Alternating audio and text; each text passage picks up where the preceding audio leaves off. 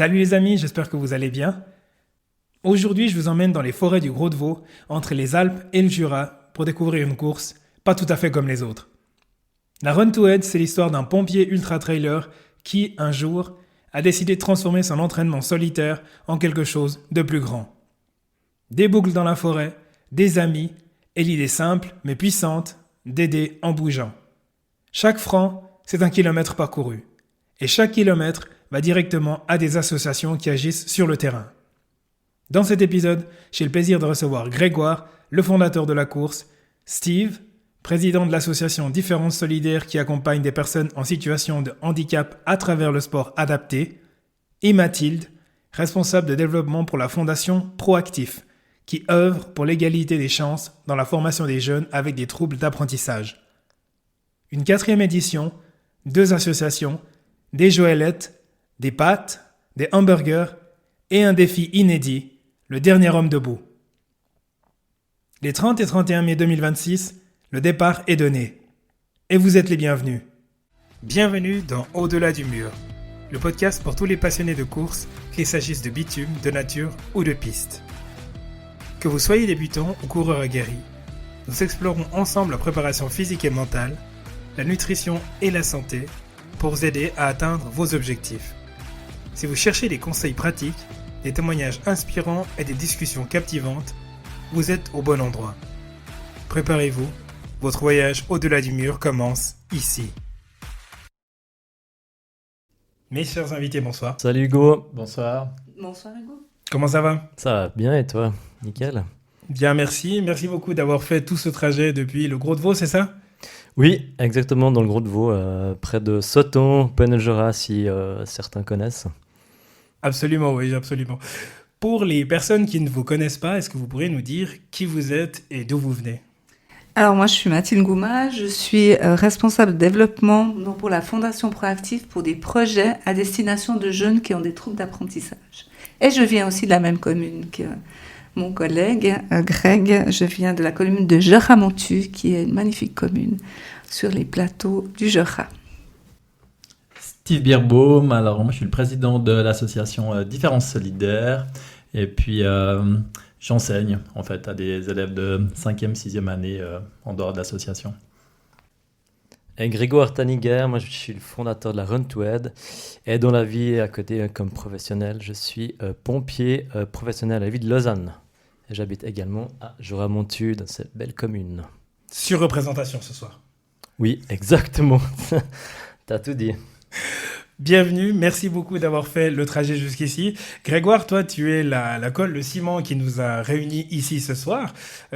Si on saute directement dans le vif du sujet, la Run to Head, c'est parti de quoi ? Alors c'est parti en fait d'une idée très personnelle parce que je suis fan d'ultra trail. J'aime bien courir, surtout sur les longues distances. Et puis un jour, je me suis dit, j'aimerais bien m'entraîner en fait sur ma commune. Et puis j'ai trouvé un parcours de 5 km, puis je me suis dit, allez, je suis un peu foufou, je vais faire des tours de 5 km, je suis près de la maison pour le ravitaillement, ce sera nickel. Et puis faire des tours et puis le tenir le plus longtemps possible sur 24 heures. Je me suis dit, ça peut être un bon entraînement par rapport à ça. Et puis après coup, en réfléchissant, je me suis dit, mais pourquoi pas partager un peu cette expérience, ce moment avec des amis. Et puis ça c'est pas fait et puis après en réfléchissant encore je me suis dit mais pourquoi pas aider quelqu'un en bougeant, en faisant quelque chose. Et puis c'est comme ça, c'est un petit peu parti cette idée de la Run to Head, en fait faire des boucles dans une forêt et puis en aidant des personnes.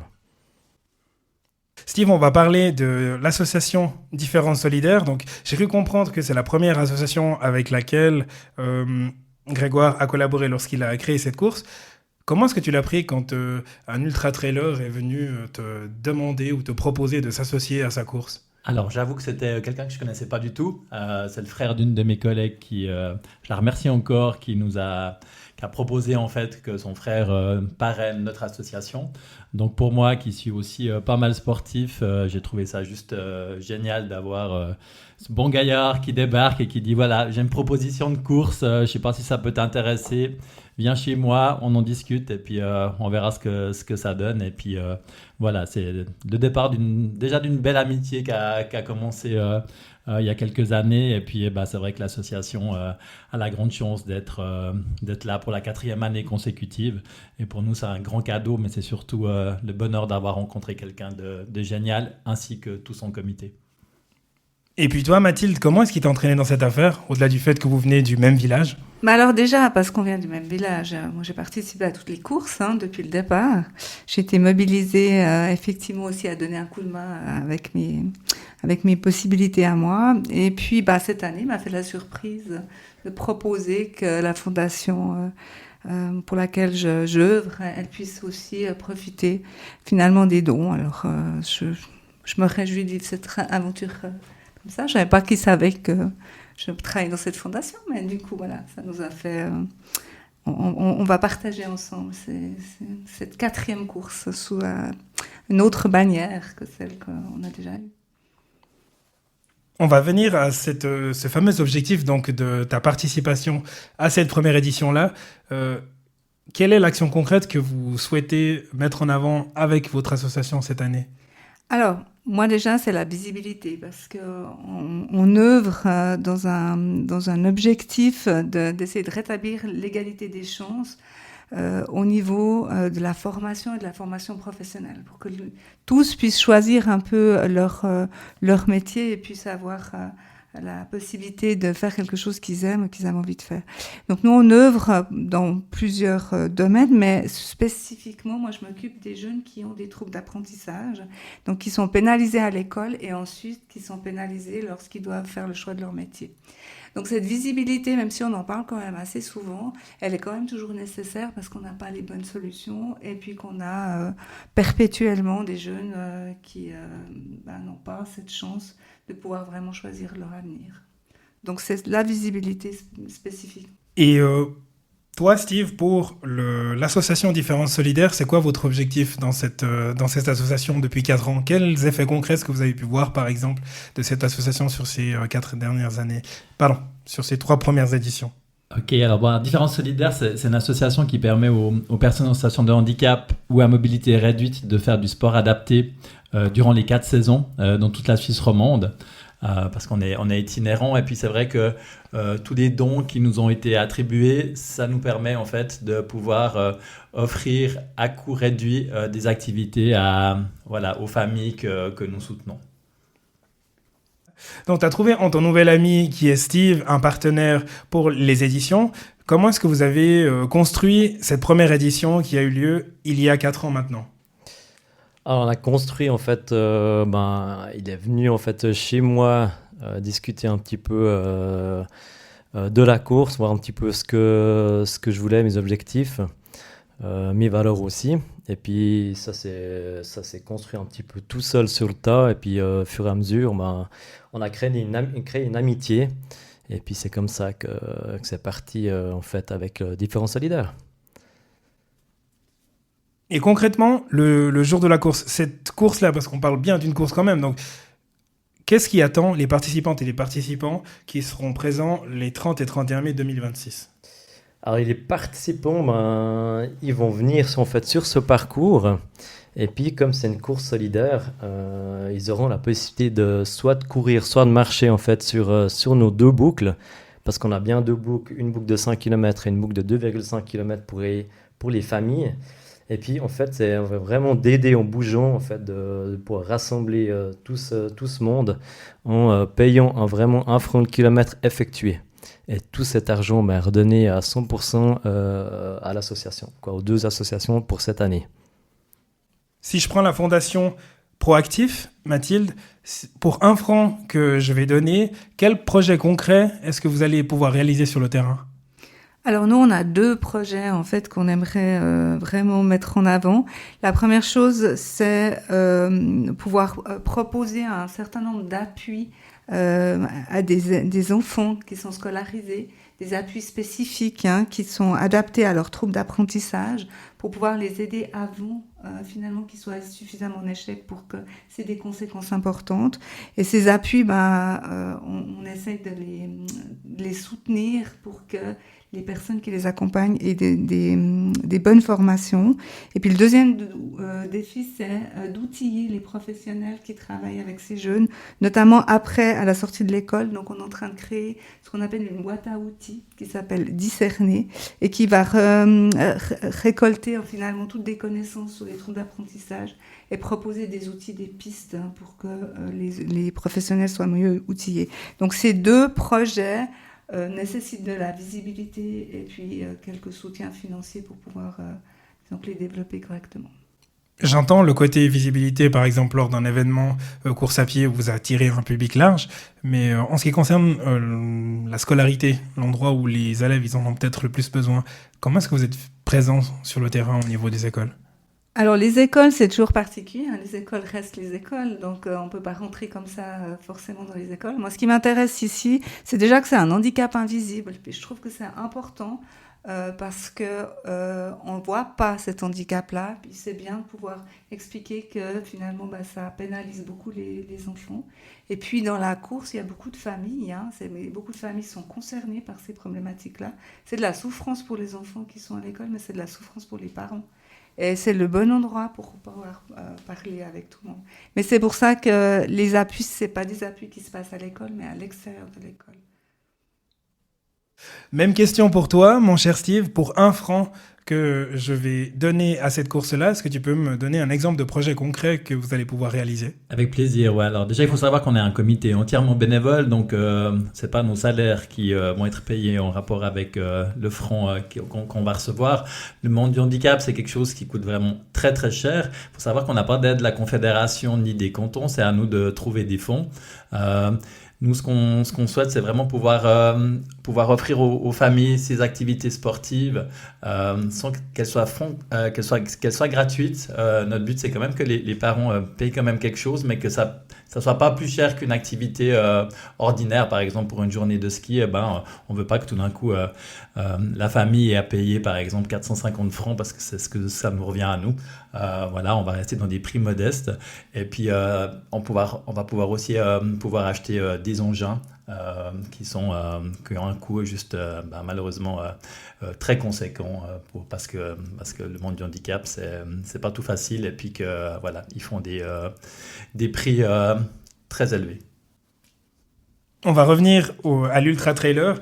24 heures, peu importe, je dirais, l'allure, on a la possibilité de couvrir un certain nombre de kilomètres quand même. Quel est le record ? Est-ce que tu arrives à me dire quelle est la distance la plus longue qui a été parcourue sur les 3 premières éditions ?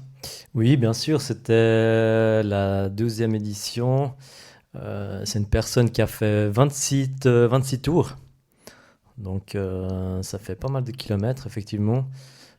Et il voulait essayer de faire un 100 miles. Donc, 100 miles, c'est environ 160 kilomètres, mais il n'était pas encore super entraîné. Et puis, il n'a pas réussi, mais 26 tours, franchement, chapeau à lui, quoi. On peut venir courir, on peut aussi venir marcher, on peut aussi venir en famille. Donc, j'arrive, admettons, le 30 à 17h. Qu'est-ce qui m'attend quand j'arrive le 30 à 17h ? Alors, c'est tout simple. En fait, si on vient, comme tu dis, en famille à 17h en fin de journée, on n'a pas besoin de s'inscrire en avance sur un site ou sur une autre plateforme. On a un stand d'inscription sur place, donc des personnes du comité qui sont là pour vous accueillir. Et puis, tu viens t'inscrire sur place en famille. Tu fais tes tours, tu en fais 2, 3, 4, 5, 10, 15, 20. Et puis après, à la fin, tu reviens en fait au stand d'inscription, puis tu dis, tu as fait 2 tours, 5 tours. Et puis là, tu payes directement au stand d'inscription. C'est tout simple. Effectivement, ça facilite la prise de décision aussi, la décision de participation jusqu'au dernier moment. Mais je vois qu'il y a également un format défi cette année, donc c'est une nouveauté. Le dernier homme debout, qu'est-ce que c'est ? Alors oui, cette année, je voulais faire un petit défi. Je l'avais essayé l'année passée un petit peu avec des cobayes. Puis cette année, je l'ai mis un petit peu en place vraiment en live. Et puis le but, c'est vraiment de tourner sur cette boucle de 5 km avec un départ toutes les heures. Et puis là, le but, pour les participants, c'est de courir, en fait, tenir le plus longtemps possible sur la boucle des 5 km. Donc, ils auront la possibilité de faire 24 tours de 5 km durant ces 24 heures. Et il y a des gens qui sont inscrits déjà, ça mord un peu? Ouais, ça mord gentiment. Mon objectif, c'est d'arriver entre 15 et 20 personnes. Si j'ai 20 personnes, ce sera juste génial. Et puis, on verra un petit peu par la suite. Mais il y a déjà environ une dizaine de personnes, donc je suis content. C'est cool. Ça s'annonce bien en tout cas. Ouais, ça s'annonce très bien, ouais. Pour les personnes qui pourraient éventuellement être réticentes à se dire « Ouais, mais bon, ma petite contribution, je vais y aller, je vais donner, je vais faire quelques petits tours. » Est-ce que tu aurais l'exemple d'une activité où il y a eu des bénéficiaires qui ont pu réaliser quelque chose d'hors du commun grâce à ce genre de don? Alors, je pense qu'il y a beaucoup de belles histoires que je pourrais vous raconter, sachant que à chaque sortie, c'est pas quelque chose qui fait vraiment chaud au cœur et puis qui mérite d'être vécu.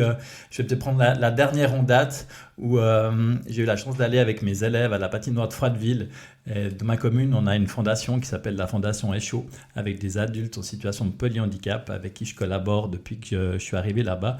Et puis, on a notre nouvelle activité qu'on a depuis 3 ans, c'est du hockey adapté. Et mes élèves ont pu aller pousser les résidents. On a fait un match de hockey.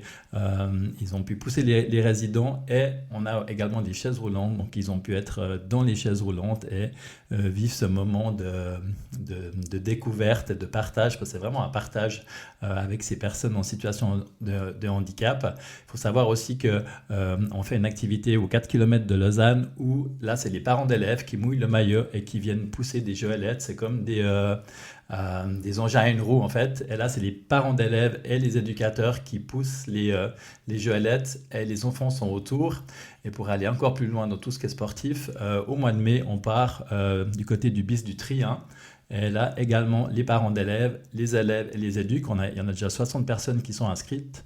On va monter avec des joëlettes électriques au BIS du Trien, tous ensemble. C'est vraiment un beau partage et des beaux moments d'émotion.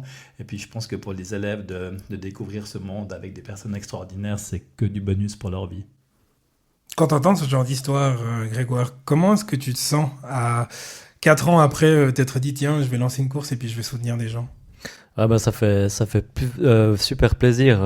J'ai beaucoup d'émotions en tout cas de pouvoir donner ces beaux sourires, ces partages à tous ces personnes qui ont une mobilité réduite. Et puis je pense que ça peut apporter que du bonheur. Je suis super content puis fier d'avoir créé ces Run2Aid.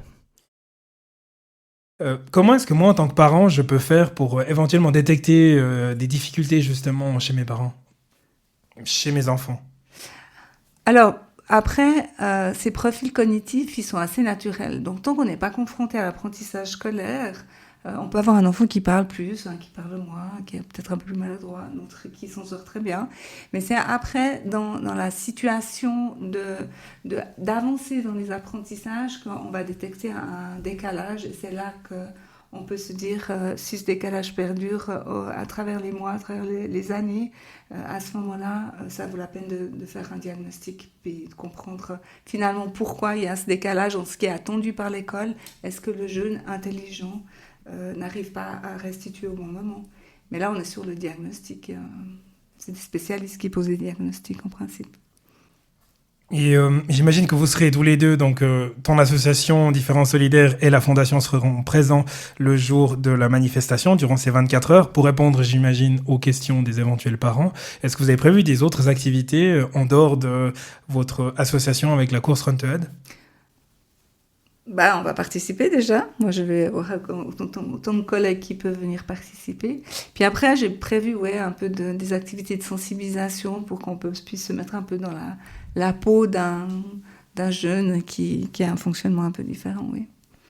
Alors, nous, on fait comme, on va dire maintenant, comme d'habitude, si j'ose dire. C'est vrai que nous, on vient avec des joëlettes. Donc on a pas mal de personnes qui sont en situation de handicap. Et d'ailleurs, s'il y a des personnes qui sont intéressées à venir... alors marcher, courir, c'est génial, mais si vous dites on pourrait aussi donner nos jambes et nos bras en marchant, en courant, sachez que c'est avec grand plaisir que si vous allez sur le site de la Run to Aid, vous allez pouvoir nous contacter et puis pouvoir pousser ou tirer des jelettes. Et ça, je pense que c'est aussi pour quelqu'un, c'est juste génial de pouvoir donner de soi. Et puis on aura également un stand de présentation avec nos diverses activités et des engins voilà, à montrer. L'appel à l'action des deux associations est fait.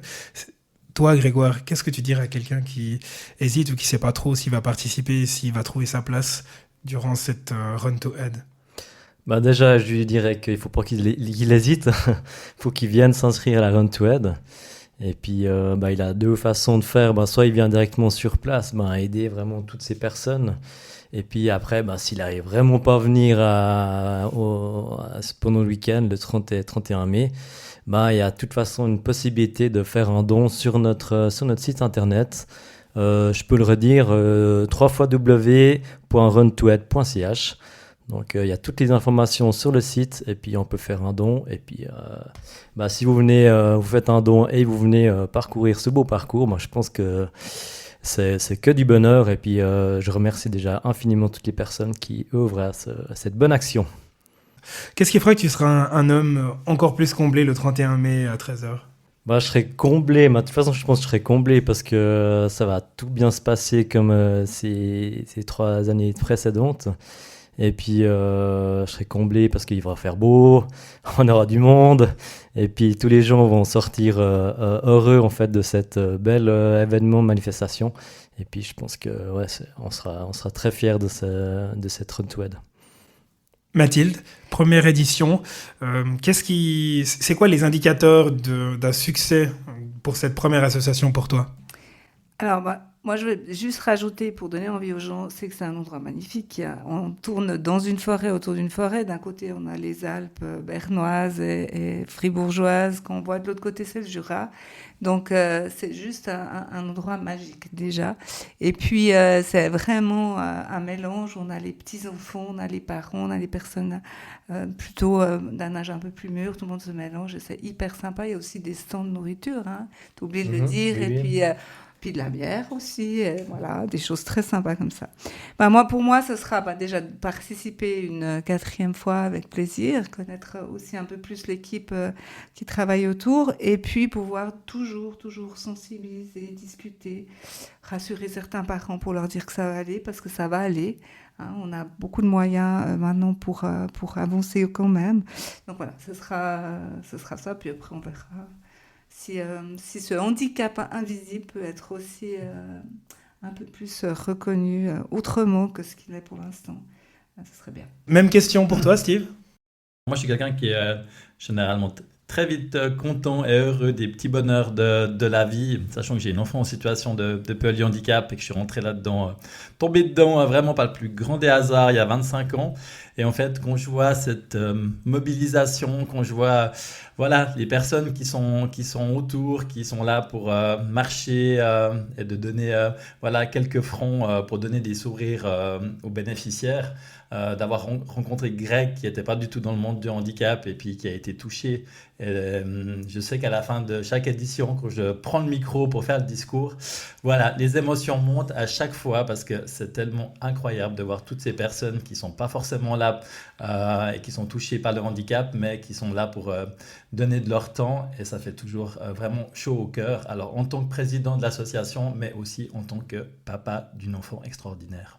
Le mot de la fin, Grégoire? Alors, le mot de la fin, ce que je n'ai pas dit encore, c'est par rapport aux inscriptions.